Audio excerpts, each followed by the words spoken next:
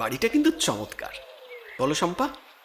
মন্দ নয়, তবে আমার একটাই আপত্তি, আজকালকার দিনে এত বিশাল অট্টালিকার মতন বাড়ি কে কেনে গো? এত বড় জায়গা, বাগান, ফোয়ারা, উফ, কে মেনটেন করে এত সব? আমার তো ভাবলেই মাথাটা ঝিমঝিম করছে। হাসিটা চেপে রাখতে পারলাম না। আরে সে না হয় ঝি চাকর লাগিয়ে সব কাজ করিয়ে নেওয়া যাবে খন, কিন্তু একটা কথা ভেবে দেখো, আজকের যুগে এইটা কয়েক কোটি টাকার প্রপার্টি, আর আমরা পেয়ে গেলাম মাত্র 20 লক্ষ টাকায়। হ্যাঁ, ভাবতে পারছো? সেখানেই তো আমার খটকা। মিস্টার সরকার এমন জলের দরে এই রাজপ্রাসাদের মতো বাড়িটা কেন বিক্রি করলেন বলো তো? ভদ্রলোক বিপত্নিক, তার একমাত্র মেয়ে জামাই বিয়ের পরে পাকাপাকিভাবে এখানকার বাসুটিয়ে বিদেশে পাড়ি দেওয়ার পর উনি আর কতদিন যক্ষের ধনের মতন বাড়িখান আগলাতেন। ভাগ্যিস আমার প্রমোটার বন্ধুটার মারফত এই বাড়ির সন্ধানটা পেলাম। কে জানে বাবা।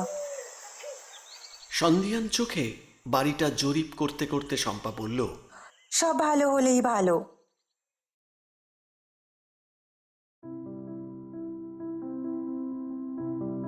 দেখেই বোঝা যায় যে বাড়িটা স্বাধীনতার বহু বছর আগেই বানানো হয়েছিল। শোনা যায় ব্রিটিশ আমলে বাড়িটা ছিল গভর্নমেন্ট প্রপার্টি। তখনকার দিনে বাড়িটা ইন্সপেকশন বাংলো হিসেবে ব্যবহৃত হতো। স্বাধীনতার পর অনেক হাত ঘুরে আজ এই বাড়িটা আমার, অর্থাৎ ব্যাংক ম্যানেজার প্রতীক ঘোষের মালিকাধীন। গতানুগতিক ব্রিটিশ স্থাপত্য, বাইরে বড় বাগান, আর সেই বাগানের ঠিক মাঝখানে শ্বেত পাথরের একটা ফোয়ারা। যদিও ফোয়ারার পরীর ডান হাতটা বহুকাল আগেই বেপাত্তা হয়ে গেছে। রক্ষণাবেক্ষণের অভাবে বাগানটাও বেশ শ্রীহীন হয়ে পড়েছে।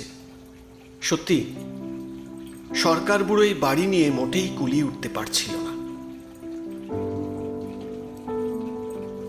অবশ্য বাইরের তুলনায় বাড়ির ভেতরটা কিন্তু অনেকটাই পদের। বৈঠকখানার বড় ফায়ারপ্লেসটা আজও বহন করে চলেছে ইংরেজ আমলের সাহেবিয়ানা। তবে অন্যান্য আসবাবপত্রের মধ্যে সবচেয়ে বেশি নজর কাড়ে বেডরুমের বড় গ্র্যান্ডফাদার ক্লকটা। কালচে মেরুন ওয়ালনাট কাঠ দিয়ে তৈরি, উচ্চতায় প্রায় 6.5 ফুট। পেন্ডুলাম আর ঘড়ির কাঁটাগুলো সম্ভবত রূপোর ওপর সোনার জল করা। জিনিসটা সত্যি খাসা বটে। কোনো অজ্ঞাত কারণে সরকারবাবু বাড়ি ছাড়ার আগে জিনিসটা নিজের সাথে নিয়ে যাননি। শম্পা চিরকালের খুঁতখুঁতে। তবে গোটা বাড়ির মধ্যে শুধু এই একটিমাত্র জিনিসই ওর কিছুটা মনে ধরেছে। অদ্ভুত এক ব্যক্তিত্ব আছে ঘড়িটার মধ্যে। ওইটা যেন শুধু কাঠ, ধাতু ইত্যাদি দিয়ে গড়া কোনো জড় বস্তু নয়। জিনিসটার নিজস্ব একটা প্রাণ আছে। কাঠের শুষ্ক আবরণের তলায় কোথাও একখানা জীবন্ত হৃদয় ধুকপুক করছে। ঘড়িটা এত বছর ধরে এক নির্লিপ্ত দার্শনিকের মতো মানুষের সব কাণ্ড কারখানা নীরবে লক্ষ্য করে চলেছে।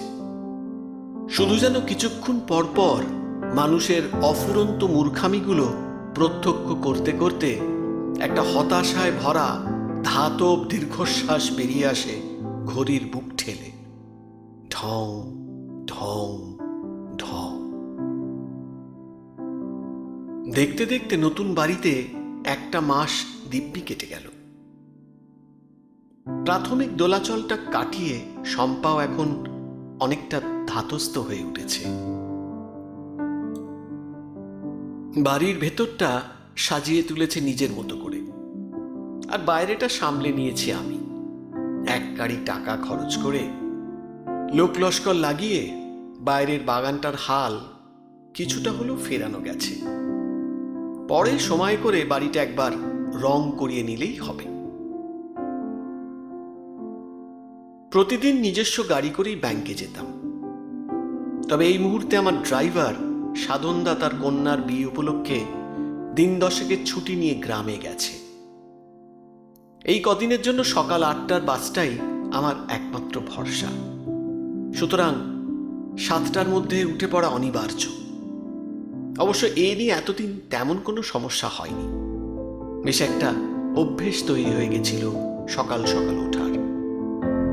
তার উপর শয়নকক্ষে দাঁড়িয়ে থাকা আদ্যিকালের সেই বিশ্বস্ত ঘড়ি 7 বার নিজের গুরুগম্ভীর ধাতব ঝঙ্কার শুনিয়ে সুনিপুণভাবে আমার তন্দ্রা কাটিয়ে দেয় প্রতিদিন। অন্তত বিগত কয়েকদিন ধরে তো এমনটাই হয়ে আসছে। কিন্তু ছন্দপতন ঘটল একদিন বুধবারে। ঘুম জড়ানো চোখ মেলে দেখি বিছানায় সকালে চড়া রোদ এসে পড়েছে। ধর্মড়িয়ে উঠে বসলাম। চকিতে ঘড়ির দিকে তাকালাম। 3:07। এতদিন ধরে দেখে আসা দোদুল্যমান পেন্ডুলামটা আজ অদ্ভুত রকমের স্থির। হাতড়ে হাতড়ে মোবাইল বের করে টাইম দেখলাম, সকাল 8:30। না, মাথাটা বেজায় গরম হয়ে গেল। সবিতাদি, ও সবিতাদি! হন্তদন্ত হয়ে সবিতাদি ছুটে এলো। কি হয়েছে দাদা বাবু? আরে, কাল বিকেলে ঘড়িতে দম দেওয়া হয়নি কেন?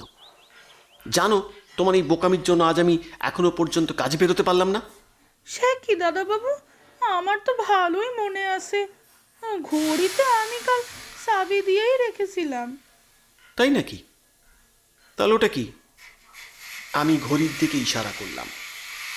সবিতাদি হাঁ করে কিছুক্ষণ তাকিয়ে রইল সেই দিকে। তারপর আপন মনে বিড়বিড় করল, এত বড় ভুল আমার হয় কেমনে? আমার পরিষ্কার মনে আছে, বিকেলে ঘড়িতে চাবি দিয়েই আমি বাড়ি গেছিলাম। রোজ তাই করি যে। এবার যেন আমার মনেও একটু ধাঁধা লাগলো।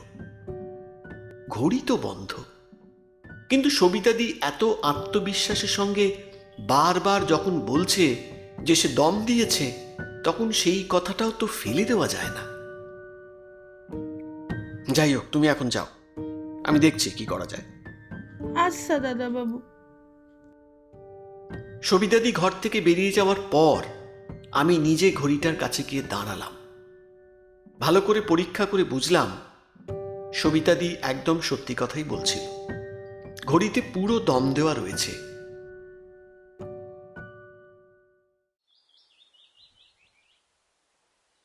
এদিকে আমার চেঁচামেচি শুনে শম্পারও ঘুম ভেঙে গেছে।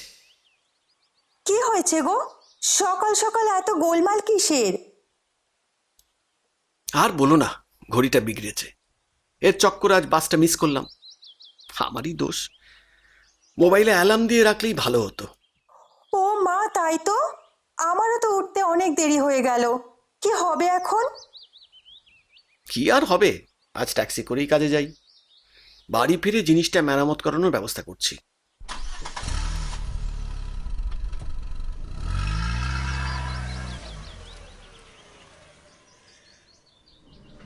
কোনো অজানা কারণে সেদিন ব্যাংকে কাজটা একটু বেশিই ছিল।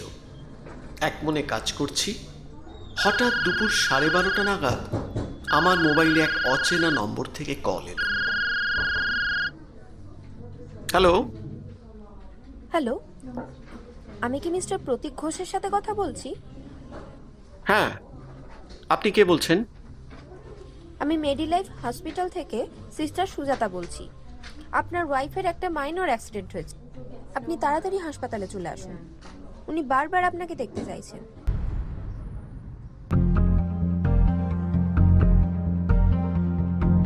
হন্তদন্ত হয়ে হসপিটালে ঢুকে দেখি দুজন নার্স শম্পার হাতটা ড্রেসিং করছে। আমাকে ঘরে ঢুকতে দেখে একজন ডাক্তার এগিয়ে এলেন। এ যাত্রায় খুব বাঁচা বেঁচে গেছেন আপনার স্ত্রী মিস্টার ঘোষ। ভাগ্য ভালো যে বড় কোনো ইনজুরি হয়নি। কি হয়েছিল ডাক্তারবাবু?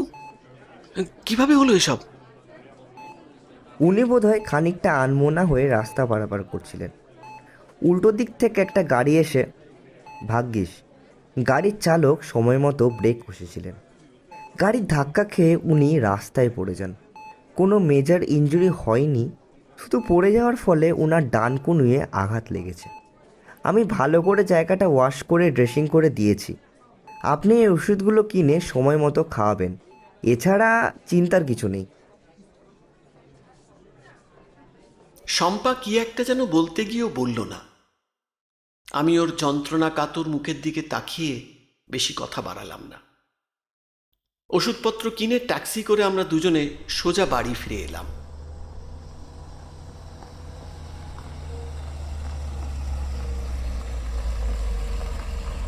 রাস্তায় এই নিয়ে আমাদের মধ্যে কোনো আলোচনা হয়নি।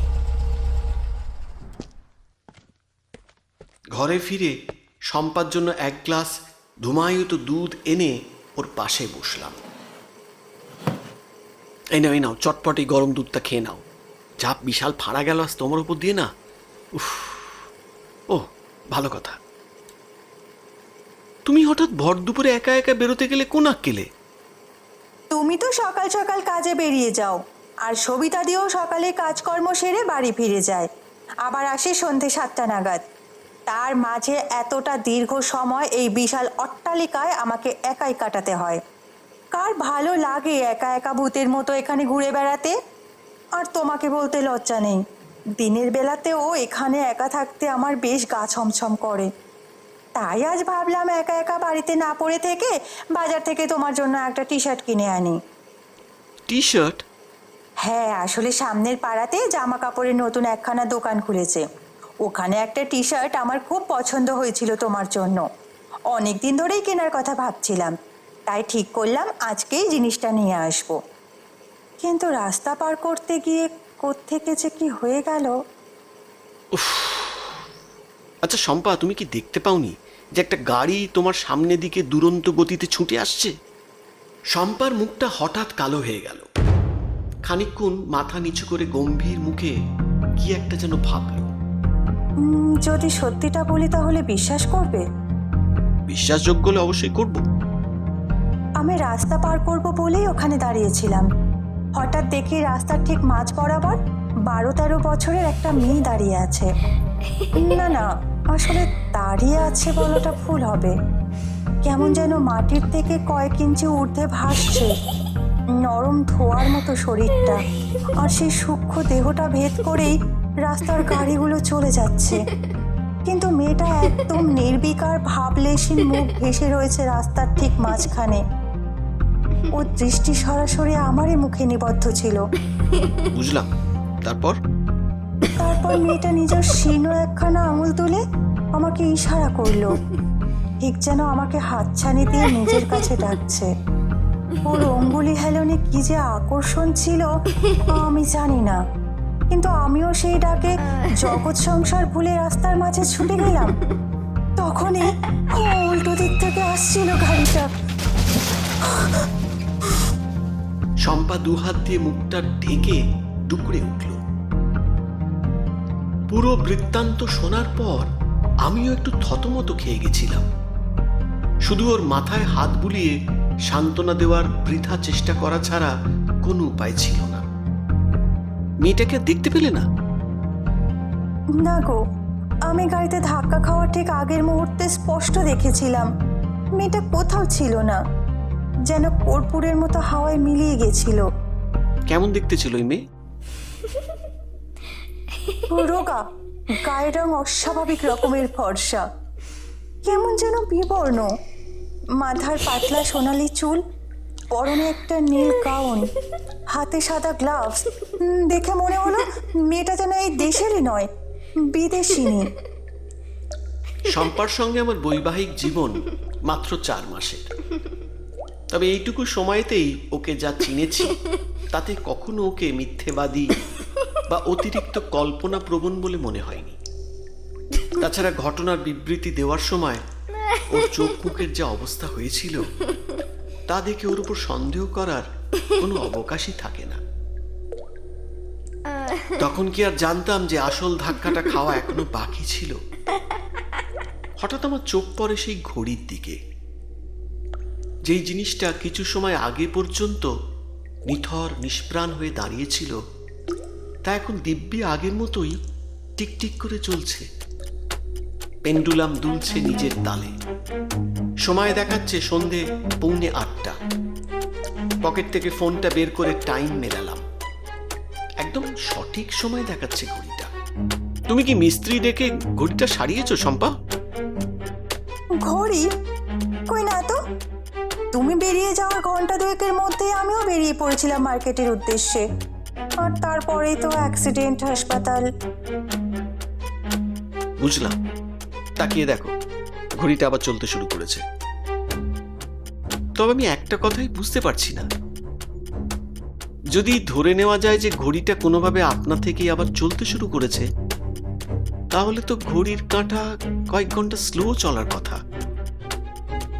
একদম সঠিক সময় দেখাচ্ছে কেমন করে বলো তো? সত্যি জানি না, বিশ্বাস করো, আমি তো আজ পর্যন্ত জিনিসটার হাতে দিইনি।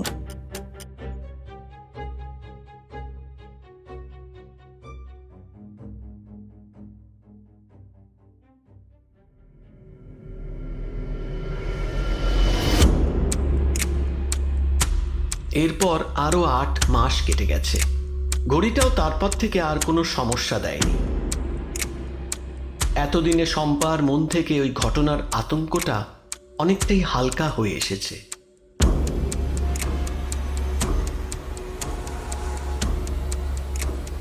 আজ আমাদের প্রথম বিবাহ বার্ষিকী। বাড়িতে এই উপলক্ষে সন্ধেবেলা একটা ছোটখাটো পার্টি রাখা হয়েছে, তাই বাবা মা আজ বাড়িতে এসেছে। শম্পার মা নেই, ওর বাবার আজ পার্টিতে থাকার কথা। অনেক কাজ বাকি এখনো। রান্না বান্নার দিকটা মা আর শম্পা দেখছে, আর বাড়ি সাজানোর দিকটা সামলাচ্ছি বাবা আর আমি। শম্পার বাবা এলে তাকে নিয়ে আমি বেরিয়ে পড়ব কেকটা আনতে। বেলুন দিয়ে সবকটা ঘর সাজানো হয়ে গেছে, এখন শুধুমাত্র আলোগুলো লাগাতে পারলেই হলো। তোমাদের আর বাড়ি সাজানো কত দূর? আমাদের রান্না কিন্তু প্রায় শেষ, শুধু পায়েসটা বাকি। আচ্ছা, তোমার ব্যাংক থেকে কতজন বন্ধু আসবে গো? 15 জনকে সপরিবারে নিমন্ত্রণ করেছি। সব মিলিয়ে ধরো এই 50-60 জন মতো হবে। বেশ বেশ, তোমার সাজানো গোছানো কমপ্লিট করে নাও, আমি আসি। মা একা রান্নাঘরে আছেন। বাবা আর আমি মিলে সবে টুনি লাইটগুলো লাগাতে আরম্ভ করেছি, ঠিক তখনই কলিং বেলটা বেজে উঠল। দরজার বাইরে শম্পার বাবা এক হাঁড়ি বৃষ্টি নিয়ে হাসি মুখে দাঁড়িয়ে আছে। আরে বাবা, আপনি? আমিও একগাল হেসে ওনাকে বাড়ির ভেতরে অভ্যর্থনা জানালাম। ভালো হলো, আপনি বেশ আগেই এসে পড়লেন। 4টে এলে আমাদের বেরোতে বড় দেরি হয়ে যেত। কেক কেনা কিন্তু এখনো বাকি। তার স্কুল তাড়াতাড়ি ছুটিয়ে গেল বুঝি?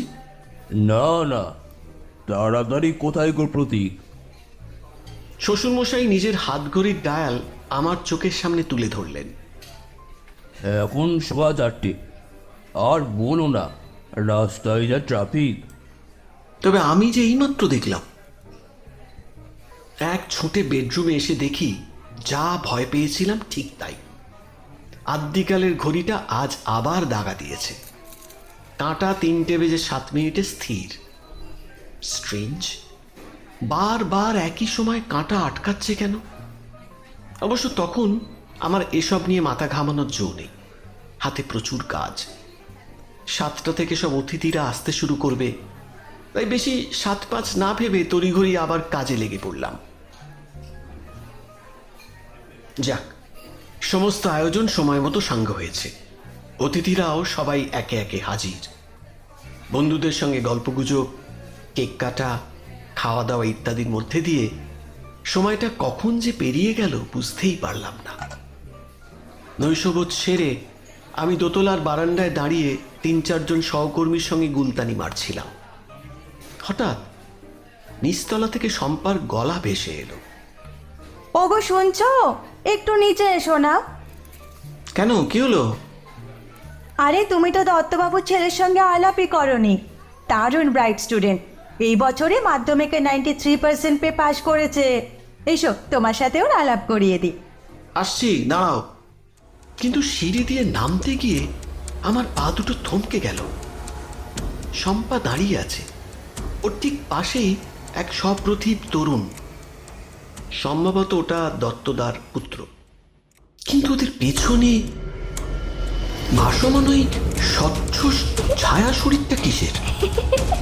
একটি কৃষকায়া মেয়ে, যার অস্থিময় দেহকে আবৃত করে রেখেছে একটি নীলচে গাউন, হাতে সাদা গ্লাভস। মেয়েটির দুটো চোখ গাঢ় নীল, দৃষ্টি সরাসরি আমারই দিকে, যেন আমার হৃৎপিণ্ড ভেদ করে শরীরের সমস্ত রক্ত শুষে নিতে চাইছে। ভয়ের চোটে আমার কথা আটকে যাচ্ছে। মনে হয় শম্পাও আমার এহেন অস্বাভাবিক আচরণ থেকে রীতিমতো ভ্যাবাচ্যাকা খেয়ে গেছে। কি হলো তোমার? অমন করছো কেন? শরীর খারাপ লাগছে নাকি?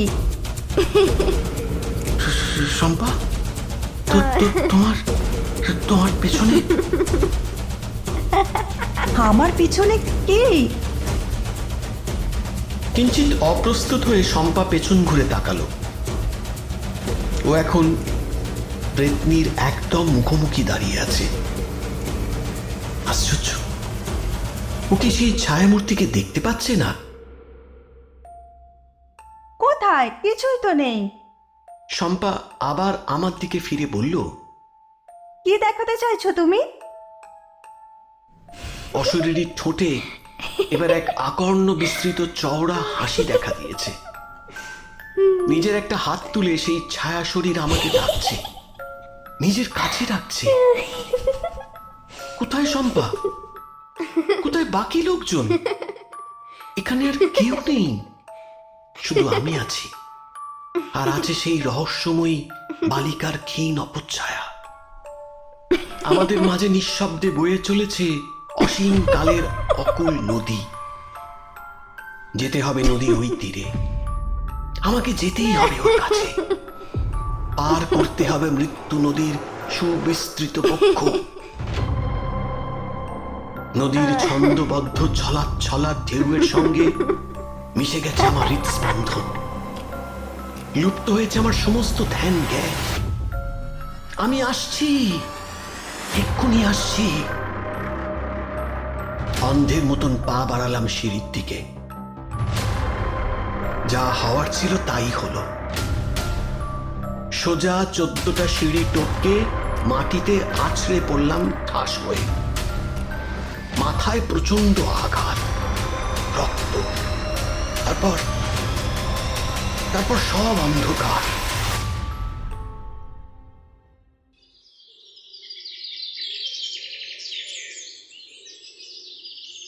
এরপরে যা যা ঘটেছিল তার সার সংক্ষেপ হলো এই।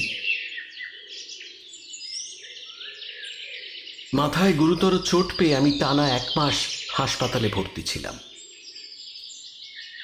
জ্ঞান ফেরার পর বেশ কিছুদিন কথা বলার মতো অবস্থায় ছিলাম না। হাসপাতাল থেকে ডিসচার্জ হয়ে বাড়িতে ফেরার পরেও খুব একটা কথা বলতাম না। শরীর যথেষ্ট দুর্বল ছিল, খাট থেকে বেশি নামতে পারতাম না।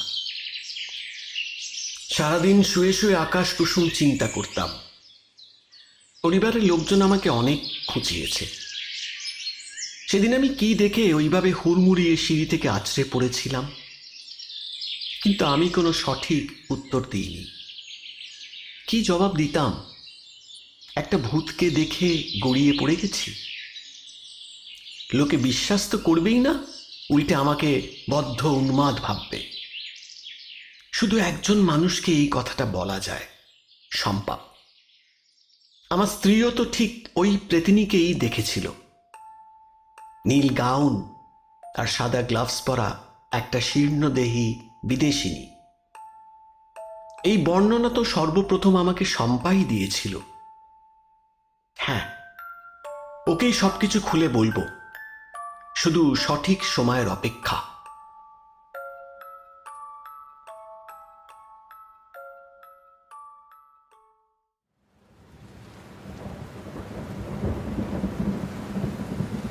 শম্পার একার পক্ষে আমাকে সামলে রাখা সম্ভব হবে না, এই কথা ভেবে ওই দুর্ঘটনার পর থেকে বাবা মা এখানেই রয়ে গেছে।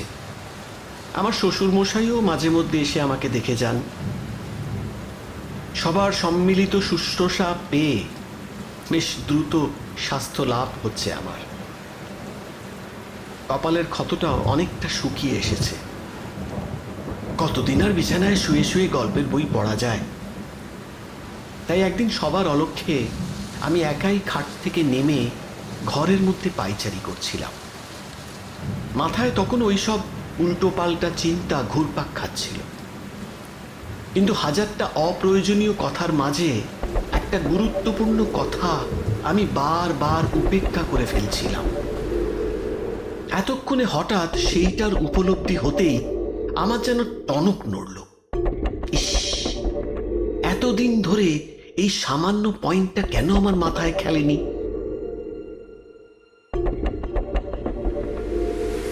এই সবকিছুর সঙ্গে আমার শয়নকক্ষের গ্র্যান্ডফাদার ক্লকটা ওতপ্রোতভাবে জড়িয়ে আছে।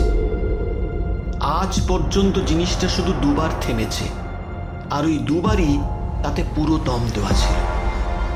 দুবারই কাঁটা 3:07 থেমেছে। প্রথমবার রাতে আর দ্বিতীয়বার দুপুরে। যখনই ঘড়ি থেমেছে তখনই পরিবারে কোনো অঘটন ঘটেছে। সবচেয়ে বড় কথা, দুবারই দুর্ঘটনার কিছুক্ষণ পূর্বে দেখা গেছে সেই প্রেতিনীকে।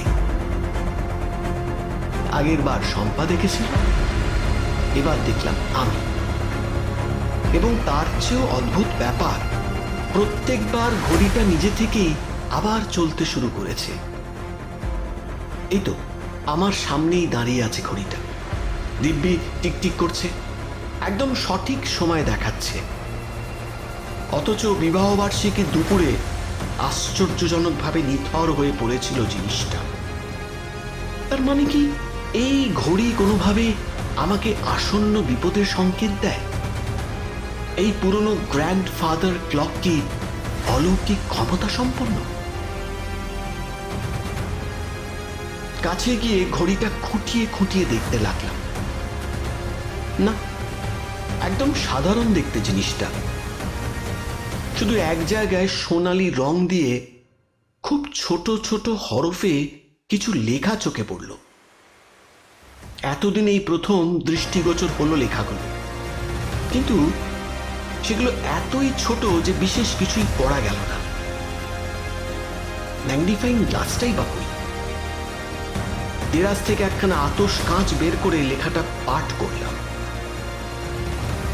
মনিটাম প্রিমাম, মনিটাম ইটিরাম, ডেনিক মর্স। যা বাবা, এ আবার কোন ভাষা? মোবাইলে টাইপ করলাম ঘড়ির গায়ে খোদাই করা শব্দগুলো। সেখান থেকে জানা গেল ভাষাটা ল্যাটিন। বাংলায় অনুবাদ করলে যার আক্ষরিক অর্থ দাঁড়ায়, প্রথমবার সাবধান, পুনরায় সাবধান, অবশেষে মৃত্যু।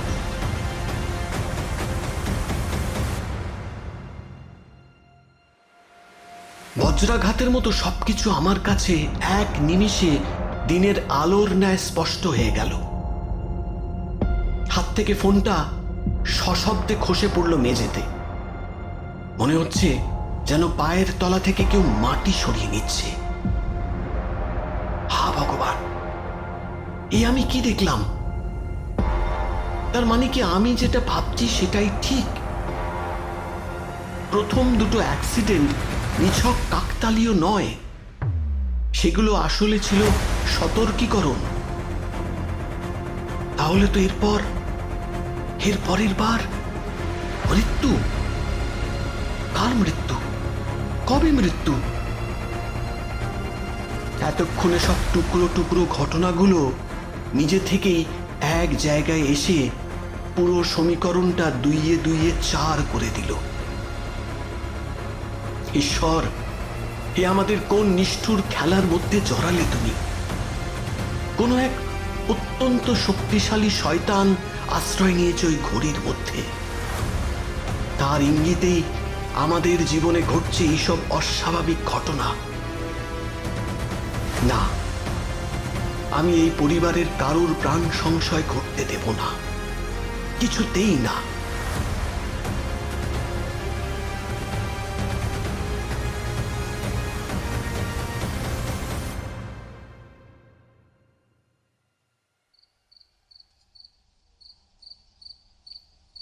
তোমার ব্যাপারখানা কি বলো তো দেখি? তখন থেকে কি বিড়বিড় করছো মনে মনে? বুঝতেই পারিনি কখন শম্পা নিঃশব্দে আমার পেছনে এসে দাঁড়িয়েছে। আরে শম্পা, তুমি? তোমার জন্য এই চিকেন স্যুপটা করে এনেছি, তাড়াতাড়ি খেয়ে নাও। আর তুমি এইভাবে একা একা খাট থেকে নেমেছো কেন? মনে নেই ডাক্তারবাবু কি বলেছেন? এই কদিন তোমার কমপ্লিটলি বেড রেস্ট। একটা একটা কথা বলবো তোমাকে। অবশ্য জানি না ব্যাপারটা বিশ্বাসযোগ্য হবে কি না। হ্যাঁ হ্যাঁ, বলো না। আমাদের পরিবারের এখন চরম বিপদ শম্পা, চরম বিপদ আমাদের। বিপদ? আমাদের আবার কিসের বিপদ? শম্পাকে সবকিছু বুঝিয়ে বললাম, আতশ কাঁচ দিয়ে ওকে পড়ালাম লেখাগুলো। পুরো ব্যাপারটা বোঝার পর ও রীতিমতো ভয় পেয়ে গেল। তাহলে এখন আর কি করা যায় বলো তো? এই অপায়া ঘড়ি কিন্তু আমি আর কিছুতেই বাড়িতে রাখবো না। সে ঠিক আছে, তবে জেনে শুনে কাউকে অভিশপ্ত জিনিস দিই কিভাবে? যদি আবার তার বাড়িতে এই ঘড়ির কারণে কোনো অঘটন ঘটে, তার দায় কি আমাদের ঘাড়ে বর্তাবে না? দাঁড়াও, আমি আজই বাবাকে ফোন করে এখানে ডেকে পাঠাচ্ছি। বাবার অনেক লোকের সঙ্গে জানাশোনা আছে, নিশ্চয়ই একটা ব্যবস্থা হয়ে যাবে।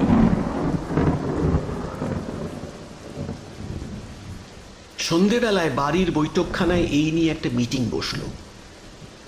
শম্পার বাবাও সেখানে উপস্থিত।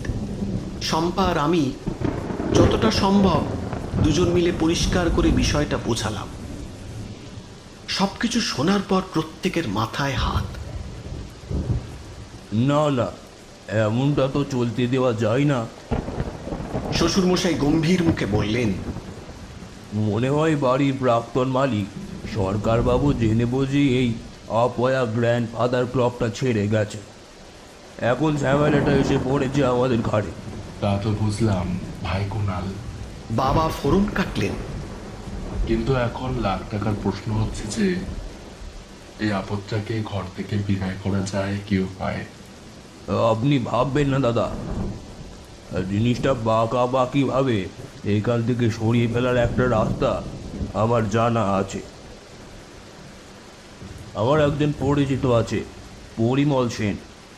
কলকাতায় ভদ্রলোকের অ্যান্টিক শপ রয়েছে, 3 পুরুষের ব্যবসা। চড়া দামে পুরনো দিনের সব বহুমূল্য জিনিসপত্র কেনা বেচা করে। এই গ্র্যান্ডফাদার ক্লকটা তো নেহাত 100 বছরের কম নয়। পরিমলকে বাড়িতে ডেকে কিছু পুজুং ভাজুং দিয়ে জিনিসটা ওর ঘাড়ি গছাতে হবে। কিন্তু আমি বলার চেষ্টা করলাম, এইটা করলে যদি পরিমলবাবুর বা ওনার পরিবারের কারোর কোনো ক্ষতি হয়ে যায়। অত কিছু জানি না দাদা। মায়ের গলা থেকে ঝরে পড়ল এক রাশ বিরক্তি। এই মুহূর্তে ওই অলক্ষণে ঘড়িটা বিদায় করতে পারলে বাঁচি। তারপর ওই দোকানদার ঘড়ি টাকাকে বিক্রি করছে বা না করছে তা নিয়ে আমার মাথা ব্যথা নেই। যাক যে চলেই যাবে, আপনি বাঁচলে বাপের নাম। বিয়ান একদমই ঠিকই বলেছেন প্রতি, তবে খুব সাবধান। লোকটা বেশ ধুরন্ধর। ওর মনে যেন ঘড়িটা নিয়ে এক ফোঁটাও সন্দেহ না ঢোকে। বলে দিও যে বাড়িতে অত ধাউস ঘড়ির কোনো প্রয়োজন নেই, তাই বিক্রি করা হচ্ছে। এর চেয়ে বেশি কিছু বলার দরকার নেই।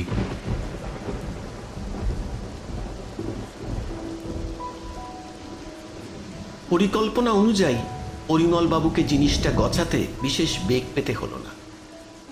বুঝতে পারলাম বাড়ির সকলে বেশ হাঁপ ছেড়ে বেঁচেছে। কিন্তু কেন জানি না আমার মনটা অল্প ভারাক্রান্ত ছিল। হাজার হোক, জিনিসটা তো এতদিন পরিবারের এক সদস্যের মতোই এই ঘরে আশ্রয় পেয়েছিল। আজ ঘরের সেই কোণাটা একেবারে নিরেট ফাঁকা পড়ে আছে। তবে যেখানে নিজেদের প্রাণটাই যেতে বসেছে, সেখানে বোধহয় একটা জড় পদার্থের প্রতি এসব ছেদো সেন্টিমেন্ট মানায় না।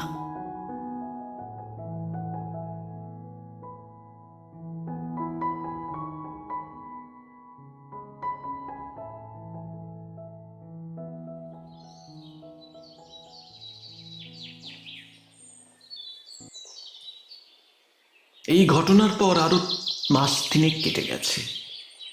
এখন আমি অনেকটাই সুস্থ। তাই বাবা মা আবার ফিরে গেছেন বাড়িতে। এমনিতেই এখানে পড়ে থেকে আমার সেবা করতে গিয়ে বাবার ব্যবসার বিস্তর লোকসান হচ্ছিল। আমিও ডিউটিতে জয়েন করেছি। এইসব গোলমালের চক্করে ব্যাংকে অনেক দিন কামাই হয়ে গেছে। ঘড়ি বিদায় হওয়ার পর থেকে পরিবারে কোনো গণ্ডগোল ঘটেনি। জীবনের চাকা দিব্যি স্বাভাবিক গতিতে গড়গড় করে গড়িয়ে চলেছে। তবু আমার মন থেকে সেই নিরানন্দ ভাবটা যেন কাটছে না।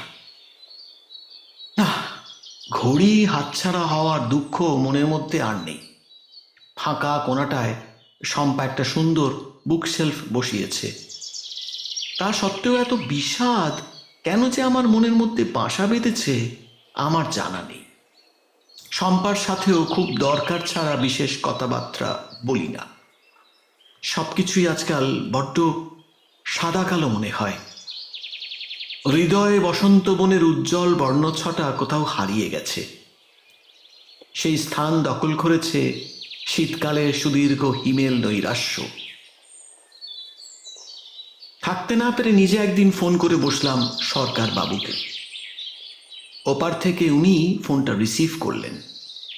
হ্যালো, কে বলছেন? গুড মর্নিং মিস্টার সরকার, আমি প্রতীক বলছি। আরে ম্যানেজার সাহেব যে, হোয়াটস এ প্লেজেন্ট সারপ্রাইজ। কেমন আছেন? ওই চলছে আর কি। আপনি এখন কোথায়? কোথায় আর থাকবো, সমস্ত প্রপার্টি আপনার হাতে তুলে দিয়ে ইন্ডিয়া থেকে পাত্তারি গুটিয়েছি। এখন মেয়ে জামাইয়ের কাছেই জীবনের শেষ কটা দিন শান্তিতে কাটিয়ে দিতে চাই। হ্যাঁ, বেশ বেশ ভালোই করেছেন। আচ্ছা মিস্টার সরকার, আপনাকে একটা জরুরি কথা জিজ্ঞেস করার জন্য ফোন করেছিলাম। ও, কি নিয়ে কথা? শোবার ঘরের গ্র্যান্ডফাদার ক্লকটা নিয়ে?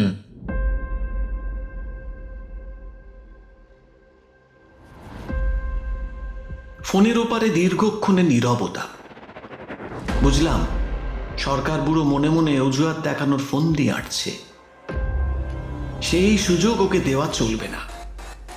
কড়া ভাষা একটু ভালো করে জেরা করতেই ভেতর থেকে আসল কথাটা বেরিয়ে এলো। বহু বছর আগে ওই বাড়িতে ফক্স সাহেব নামক একজন ব্রিটিশ অফিসার থাকতেন। তার মেজ কন্যা ছিল সেই মেয়েটি, লরা ফক্স। ওরই ছায়া আপনারা প্রত্যক্ষ করেছিলেন হয়তোবা। খুব কম বয়সে কোনো অজানা রোগে ভুগে বাচ্চাটার জীবনাবসান ঘটে। বেডরুমের ওই ঘড়িটা লরার অত্যন্ত প্রিয় ছিল, তাই মৃত্যুর পরেও ওর আত্মা সেই গ্র্যান্ডফাদার ক্লকের মায়া ছাড়তে পারেনি। লরার আত্মা চায় না যে ওই ঘড়িটা অন্য কারোর মালিকানায় থাকুক। তাই ফক্স সাহেব বাড়ি ছেড়ে দেওয়ার পরেও যখনই কোনো পরিবার ওই বাড়ির দখল নিয়েছে, তাদের সকলের সঙ্গে ঘটেছে কিছু না কিছু মারাত্মক বিপর্যয়। আর আপনি সবকিছু জানা সত্ত্বেও আমার কাছে এতগুলো কথা চেপে গেলেন। কি করব বলুন ম্যানেজার সাহেব? আমার 3 বছরের ফুটফুটে নাতিটা বলা নেই কওয়া নেই সেদিন বাগানে খেলতে গিয়ে ওর মাথায় গাছের ঢাল ভেঙে পড়ল। শেষ হয়ে গেল শিশুটা। তারপর আর আমার কোনো জ্ঞান গম্যে ছিল না। বিশ্বাস করুন, যেন তেন প্রকারে বাড়িটা বিক্রি করে দেশের মোহ ত্যাগ করে সোজা জামাইয়ের কাছে ঠাঁই নিয়েছি। না হলে এই শেষ বয়সে এসে কার ইচ্ছে করে নিজের মেয়ে জামাইয়ের ঘাড়ে গলগ্রহ হয়ে ঝুলে থাকতে? সরকার বাবু প্রায় ফুঁপিয়ে উঠলেন। আর বেশি কথা বাড়ালাম না। আমিও তো একই দোষে দোষী। আমিও তো সমস্ত তথ্য ধামাচাপা দিয়ে জিনিসটা বিক্রি করে ফেললাম। চালুনি হয়ে ছুঁচের বিচার করা আমার সাজে না।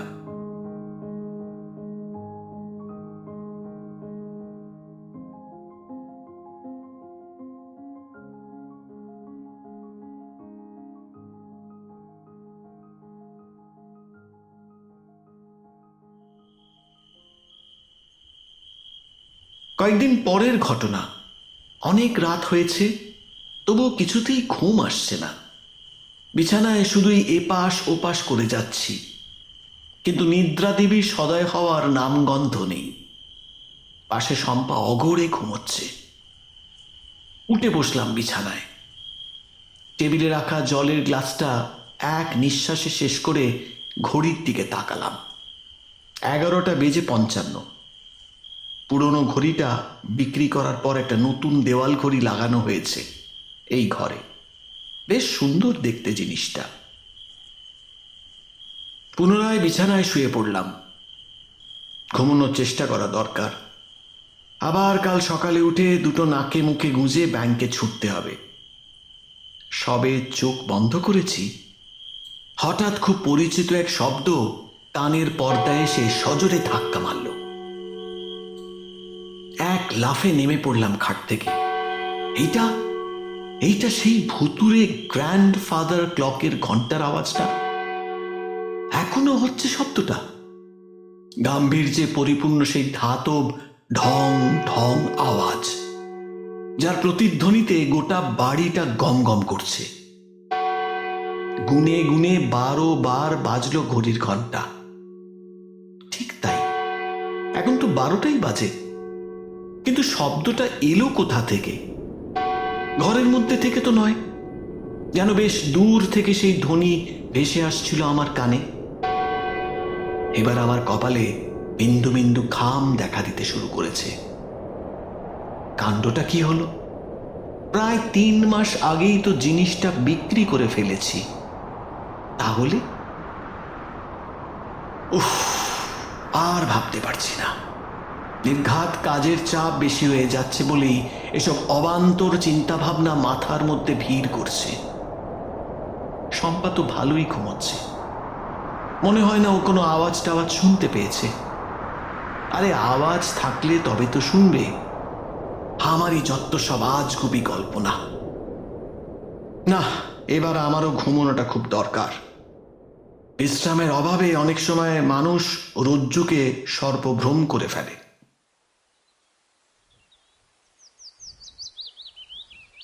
সকালে শম্পার ডাকাডাকিতে ঘুম ভাঙল। আরে তাড়াতাড়ি ওঠো, সাধনদা গার্ডেনে এসে কখন থেকে অপেক্ষা করছে তোমার জন্য। তাই তো, আমি চোখ কচলে উঠে বসলাম। ভাগ্যিস তুমি ডাকলে, নাহলে আজ নির্ঘাত লেট হয়ে যেত। তুমি তো কোনোদিনও এতক্ষণ অবধি ঘুমাও না। কাল রাতে দেরি করে ঘুমিয়েছিলে বুঝি? হ্যাঁ গো, আসলে কাল রাতে যা ভয়ঙ্কর। ভয়ঙ্কর? কি ভয়ঙ্কর? মানে না না, তেমন কিছু না, তেমন কিছু না। ওই রাতে ঘুম আসছিল না, তাই আজ উঠতে দেরি হয়ে গেছে। যাই হোক, এবার আমি উঠি।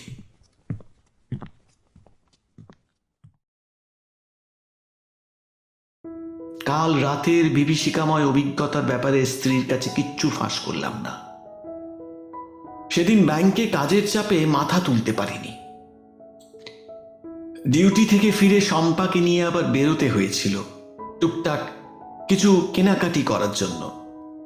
শেষমেশ যখন বাড়িতে ফিরলাম, তখন ঘড়ির কাঁটা 8-এর ঘর ছুঁই ছুঁই। কালকের মতন আজ আর অনিদ্রায় ভুগতে হয়নি।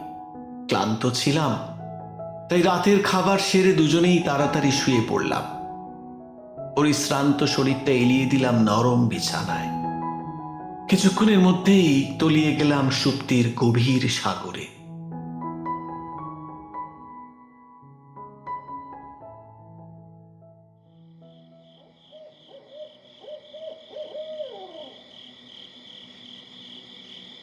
কতক্ষণ ঘুমিয়েছি মনে নেই।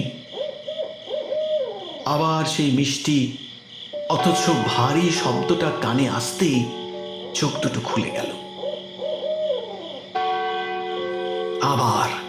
আবার সেই অভিশপ্ত আওয়াজ। আজও বেশ দূর থেকে আসছে শব্দটা। এক ঝটকায় চাদরটা সরিয়ে উঠে বসলাম। আতঙ্কে আমার গলা শুকিয়ে কাঠ, হাত পা যেন আর বসে নেই। গলা দিয়ে একটা স্বর পর্যন্ত বেরোচ্ছে না। শেষে বুঝি আমায় বোবায় ধরল। শরীরের সমস্ত শক্তি সঞ্চয় করে সজোরে এক ঠেলা মারলাম শম্পার কাঁধে। কে? শম্পা ধর্মড়িয়ে উঠে বসেছে। কি ব্যাপার? শম্পা, শম্পা, এই তো আমি। কি হচ্ছে তোমার? অমন করছো কেন? আওয়াজ, ওই যে শোনো, সেই গ্র্যান্ডফাদার ক্লকের আওয়াজ। কোথা থেকে আসছে বলো তো আওয়াজটা? ঘড়ির শব্দ। শম্পা কান খাড়া করে শোনার চেষ্টা করলো। কোথায়? আমি তো কোনো শব্দ পাচ্ছি না। এবার আমার মাথায় সত্যি রাগ উঠে গেল। শম্পার কাঁধে আরেকটা প্রবল ঝাঁকুনি দিয়ে চিৎকার করে উঠলাম, আরে শুনতে না পাওয়ার কি আছে? আমি মাথা খেয়েছো নাকি? এই তো এখনো হচ্ছে শব্দটা। বাড়ির প্রত্যেকটা কোণায় ওই অভিশপ্ত ঘড়ির ঘন্টা প্রতিধ্বনিত হচ্ছে। এদিকে তুমি নাকি শুনতে পাচ্ছ না? আমি তোমাকে কেন মিথ্যে বলতে যাব বলো তো? আমি সত্যি কিছু শুনতে পাচ্ছি না। তাছাড়া ওই ঘড়ি তো কবেই বিক্রি হয়ে গেছে। এখন আর ওই শব্দ আসবে কোত্থেকে? তুমি নিজেই ভেবে দেখো তো। দেখে বুঝলাম শম্পা আমার এই আকস্মিক উগ্রমূর্তি দেখে যথেষ্ট ঘাবড়ে গেছে। আমিও নিজের ওপর কিছুটা বিরক্ত হলাম। সত্যিই তো, শম্পার যুক্তি অকাট্য। ওই আওয়াজ এখন আসবে কিভাবে? কিন্তু আমি যে স্পষ্ট শুনলাম সেই সুমিষ্ট মন্দ্রিত ধাতব ধ্বনি, যার অনুনাদ এখনো আমার কানে বেজে চলেছে। অর্থাৎ আমি কি একাই সেই ধ্বনি শুনতে পাচ্ছি? ওই ভুতুরে ঘড়ির কালো ছায়া আদৌ আমার জীবন থেকে কোনোদিন দূর হবে?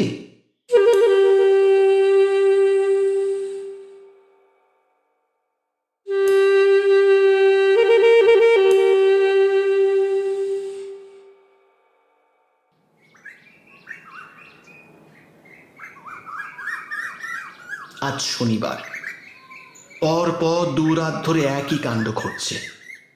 আর নয়, আজ আমাকে যেমন ভাবেই হোক ওই শব্দের উৎস খুঁজে বার করতেই হবে। কাল ছুটি, অতএব আজ রাত 10টা থেকে জেগে কাটালো বিশেষ সমস্যা নেই।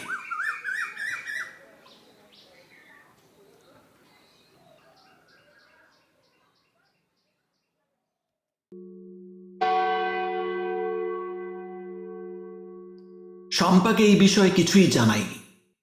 প্রতি রাতের মতোই আজও আমি চুপচাপ ওর পাশে শুয়ে আছি, কিন্তু ইন্দ্রিয়গুলো যতটা সম্ভব সজাগ রেখেছি। ঘুমোলে চলবে না, আজ এই ভৌতিক তামাশার একটা বিহিত করতেই হবে। সঙ্গে রেখেছি 4 ব্যাটারির টর্চ আর একখানা ছোট লাঠি।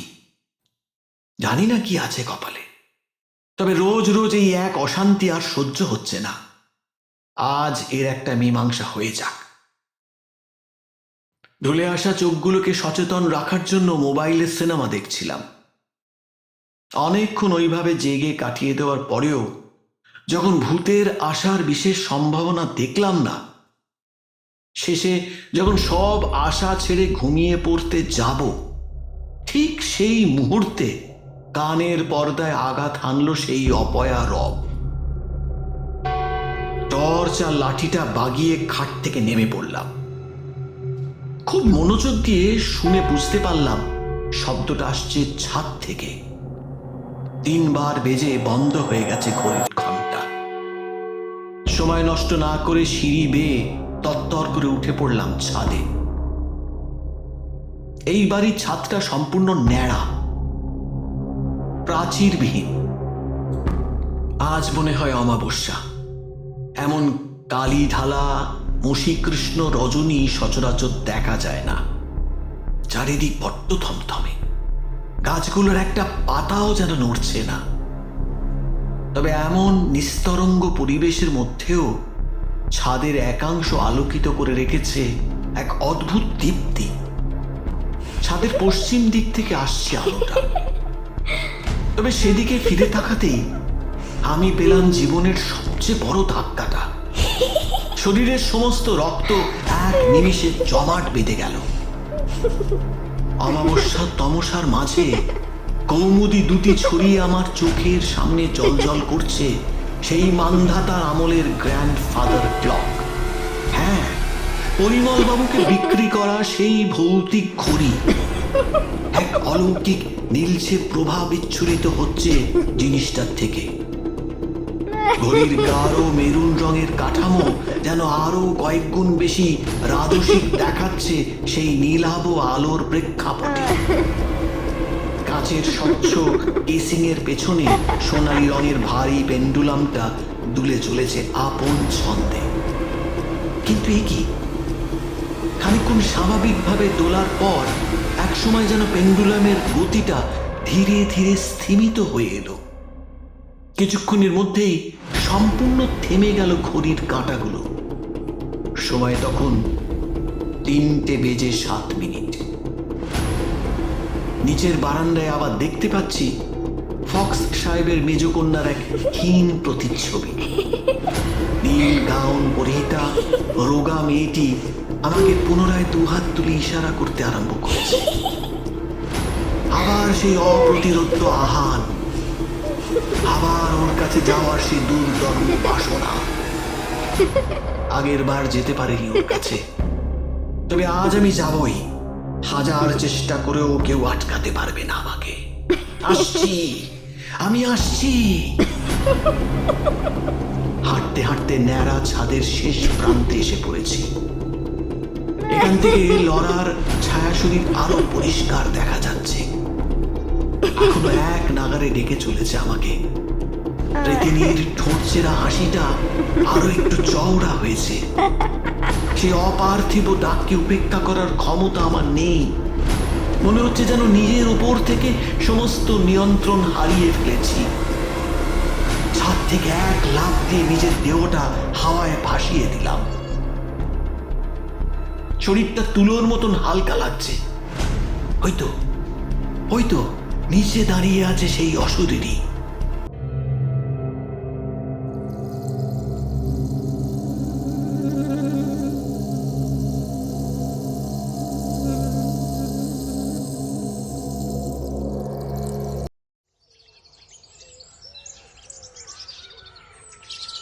তাতান, এই তাতান, শুনতে পাচ্ছিস?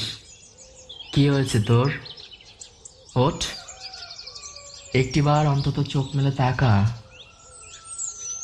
হ্যাঁ রে, আমি এসেছি, তোর মাও এসেছে। এখন শরীরটা কেমন লাগছে রে? ঠিকই লাগছে। আমি আস্তে আস্তে উঠে বসলাম। শুধু মাথায় অল্প যন্ত্রণা হচ্ছে। আমি নিজের খাটেই শুয়ে আছি। শম্পার জবানবন্দি শুনে যতটুকু বুঝলাম, আমি নাকি কাল সারা রাত বেডরুমেই ছিলাম। সকালে আমি উঠছি না দেখে ও আমাকে ডেকে তোলার অনেক চেষ্টা করেছিল, কিন্তু শেষ পর্যন্ত কিছুতেই আমার ঘুম ভাঙাতে পারেনি। শেষে ঘাবড়ে গিয়ে ও নিজেই বাবা মাকে ফোন করে ডেকে পাঠায়।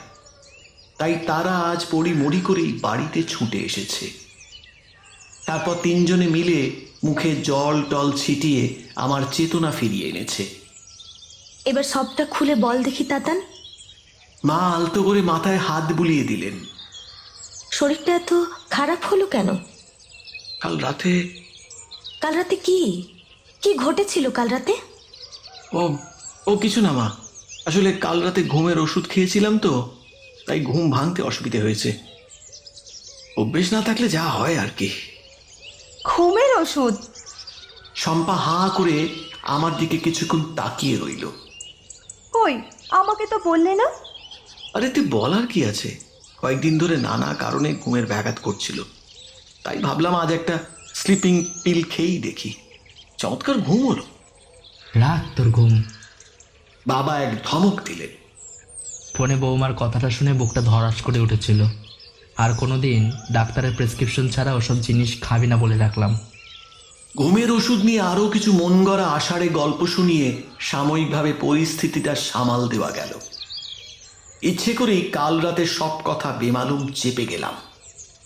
কি দরকার সকলের মনে অবান্তর আতঙ্ক ঢোকানোর?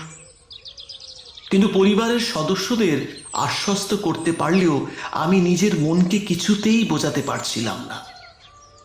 কাল যে ঘড়ির শব্দ শুনে ছাদে গেলাম, সেখানে ওই ঘড়ির প্রতিবিম্ব দেখলাম। তারপর প্রেতিনীর ডাকে সাড়া দিয়ে ছাদ থেকে নিচে ঝাঁপ দিলাম। সবটাই তাহলে দুঃস্বপ্ন। কিছুই বাস্তব ঘটেনি? তার মানে আমি কি কাল সারা রাত জেগে থাকার পর শেষমেশ একসময় ঘুমিয়ে পড়েছিলাম? কিছুই বোধগম্য হচ্ছে না। আজ রবিবার, তার ওপর বাবা মাও এখানেই চলে এসেছে। তাই ঠিক করা হলো যে শম্পার বাবাকেও আজ বাড়িতে ডাকা হবে। দুপুরের লাঞ্চটা সবাই একসাথেই করব। যথাসময়ে শ্বশুরমশাই এসে হাজির।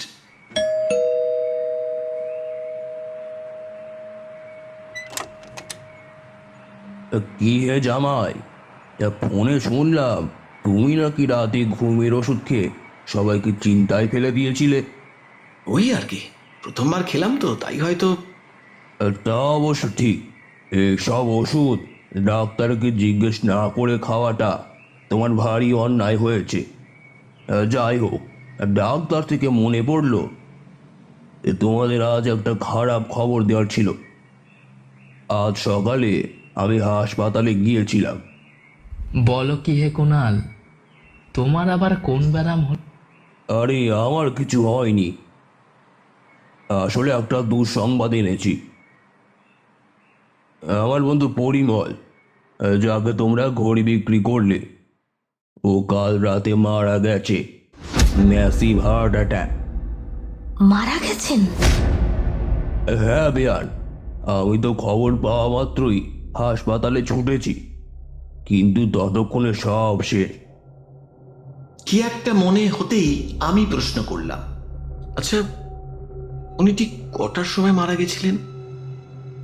ডাক্তার তো বডি দেখে বললেন যে পরিমল রাতে ঘুমের মধ্যেই এক্সপায়ার করে গেছে।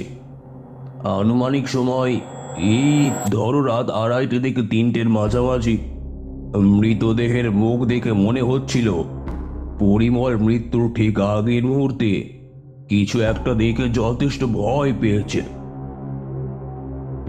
হতাশায় ভরা একখানা দীর্ঘশ্বাস ছেড়ে আমি সোফায় শরীরটা এলিয়ে দিলাম। যা ভয় পেয়েছিলাম শেষে ঠিক ওই জিনিসটাই হলো। ডাক্তার যাই বলুক না কেন, আমি তো জানি পরিমল সেনের মৃত্যুর সঠিক সময় রাত 3:07। কাল শেষবারের মতন ঘড়ির কাঁটা থেমেছিল, শেষবারের মতন এসেছিল লরা, এসে হরণ করে নিয়ে গেল এক নির্দোষ মানুষের প্রাণ শক্তি।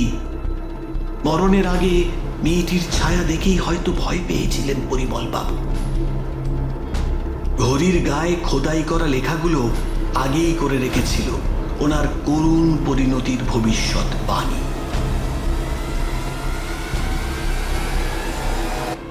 মনিটাম প্রিমাম, মনিটাম ইটেরাম, টেনিক বর্ডস।